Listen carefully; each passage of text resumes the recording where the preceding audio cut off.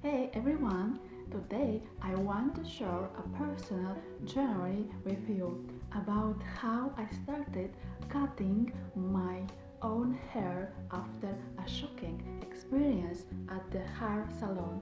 I was filled with excitement when I walked into the salon, but when I looked in the mirror at the final result, I couldn't believe it. I was way too short for my liking. I decided I had to learn to cut my hair myself and regain control over my hair.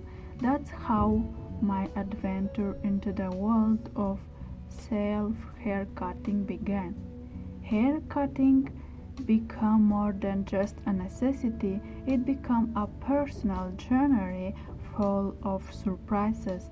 It allowed me to discover myself and develop my own creative abilities.